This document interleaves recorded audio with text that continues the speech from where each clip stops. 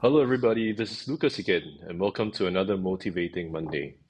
My warmest greetings from the Netherlands. I hope wherever you are in the world listening to this, that you are having a great start to the week. Today, I will be sharing a lesson from an Old Testament Bible character, and that is Elijah. Elijah's name first appears seemingly out of nowhere in 1 Kings chapter 17 and verse 1. Which reads, Now Elijah the Tishbite of Tishbe in Gilead said to Ahab, As the Lord, the God of Israel, lives, before whom I stand, there shall be neither dew nor rain these years except by my word. From the moment of his entrance, Elijah's sojourn on this earth has been characterized by his obedience to God and his life that has been preserved by God's providence. Now, what do I mean?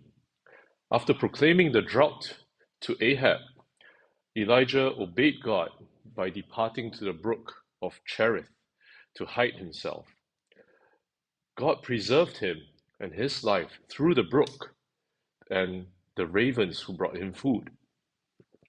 And when the brook ran dry in the second half of 1 Kings chapter 17, we read that Elijah obeyed God by going to Zarephath to dwell with a widow. And God preserved his life and the life of the widow and her son through Elijah's obedience. After 3 years of drought in 1 Kings chapter 18, Elijah obeyed God by going to show himself to Ahab and challenging the 450 prophets of Baal. And God preserved his life through providing him rest and nourishment under the juniper tree in the wilderness when he fled from Jezebel's presence. Finally, after Ahab possessed Naboth's vineyard in 1 Kings chapter 21, Elijah obeyed God by meeting Ahab and passing judgment on his sin. And God preserved his life through the penitence of Ahab. What can we learn from Elijah's example?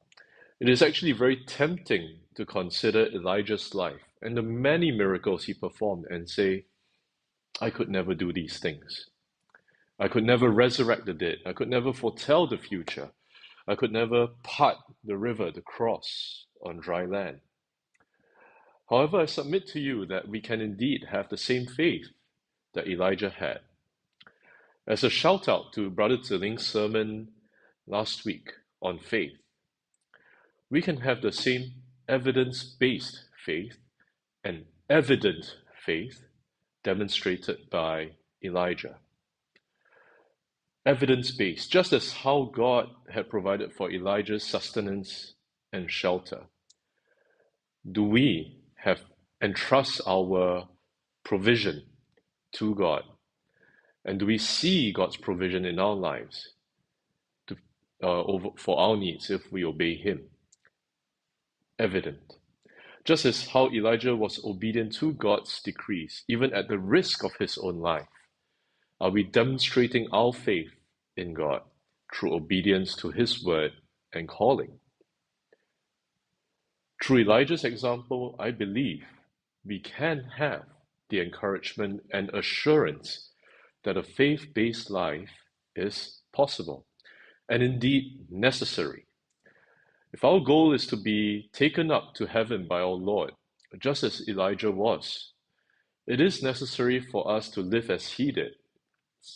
If there has been any reason for you to doubt or any issues that you are struggling through, just as Elijah went through in that period of doubt in the wilderness after escaping from Jezebel, know that through obedience, God will also provide for you, just as He did for Elijah at his low.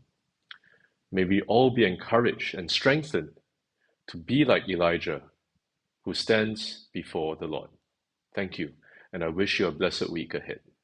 Holy